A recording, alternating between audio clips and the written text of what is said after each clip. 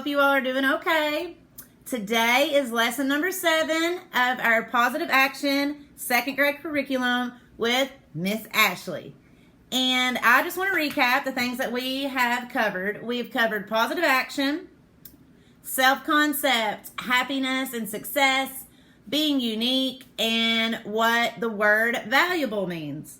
Okay, so today I'm going to read you all a story. And this story is going to focus on the influence of our relatives or the other people in your household, okay?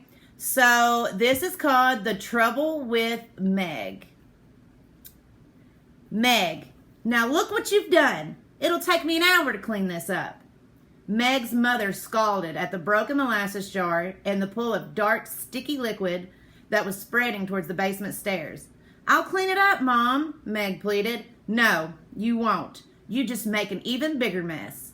But Meg started to protest. Her mother shot her a warning glance, so she turned and walked away, kicking the floor with each step. Young lady, just what do you think you're doing? At the sound of her father's stern voice, Meg jumped. I've told you before, that computer is not a toy. You'll just break something. But I was writing a letter to Grandma. That's enough, her father all but pushed her out of his study. Meg felt terrible. Everything she did seemed to turn into trouble. Someone always yelling at her. Close the refrigerator, Meg. Don't bother me. I'm too busy. Meg, what have you done now? Don't leave your jacket there, you silly. Hurry up, Meg. You'll make us all late. Meg, you're hopeless. Meg's grandma and grandpa came to visit every summer, all the way from Ohio. Each year, the week before they arrived was a busy one. The house was cleaned from top to bottom, with everyone pitching in. The day Grandma and Grandpa were due to arrive, Meg seemed to get into more trouble than usual. She forgot to make her bed because she was too busy making a welcome sign for her grandparents. She went up the hill behind her house to pick some wildflowers for the table. And when she brought them in, she tracked mud on the kitchen floor. Finally, Meg's mother sent her out to sit on the front steps and wait for her grandparents. See if you can't sit still long enough to stay out of trouble, she said. So that's what Meg did. The longer she sat, resting her elbows on her knees and her chin on her hands, the worse she felt. Nobody likes me, she thought. Alex makes mistakes too, like the time he left the bathwater running and it dripped through the kitchen ceiling. Nobody yelled at him. It's always me. I just sit out here on the porch except for meals and bedtime and be as careful as I can be. When Grandma and Grandpa pulled into the driveway, Grandpa walked up the walk and said, Maggie, give your old grandpa a kiss. She wanted to run right to him, but she remembered her promise to herself, so she just smiled and said nothing. And he and Grandma looked at her oddly, but went on in the house. Meg could hear them talking and laughing in the living room. She wanted to go in, but she knew she'd just get into trouble. Pretty soon, Grandma came out and sat next to Meg on the step. What's wrong with my button? She asked. Soon, Meg had told Grandma the whole story. How she never did anything right and how her family hated her and how she was going to stay right on the porch step forever. Just as she finished, Meg heard a lot of scuffling and whispering inside the house. The screen door opened, and out came Grandpa, Alex, and her parents.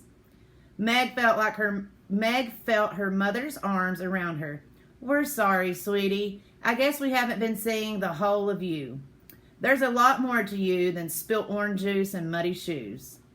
Right, said her father. You're the girl who brings us flowers from the hill and makes us smile with extra special welcome signs, said Grandma. And types me wonderful letters. Yeah, said Alex. Do you know what the trouble is with you, Meg? Meg looked up wide-eyed at her brother and slowly shook her head. The trouble with you, Alex continued, is that you're too easy to love. And he tickled her until she rolled onto the grass, laughing and feeling like the luckiest girl in the world. All right, guys, so the moral of this story is there are times that people in your household or, your guardians, your parents, your relatives, your siblings are going to yell at you and you're going to make mistakes. okay? We're all human. Everybody makes mistakes. Even the person yelling at you, you know, they always say for every person that points a finger, there's fingers pointing right back at them. So, what I want you to understand is that you can be influenced by all these people, and you're going to mess up, and it's going to hurt, and it's going to make you sad, and it's going to make you mad, and this is going to have an influence on your self-concept because you're going to feel like you don't do anything right, and you're going to be completely bothered.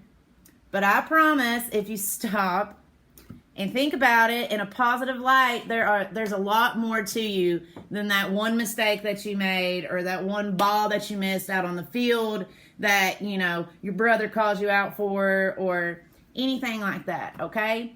So I just want you to understand that with the negative, there's things that's positive, and I want you to focus on the things that are positive about yourself, and I want you to try to keep yourself with a happy, positive self-concept, okay? Just like Meg at the end, you're very easy to love just as well, okay? So I hope y'all have a great day. Wash your hands. Bye.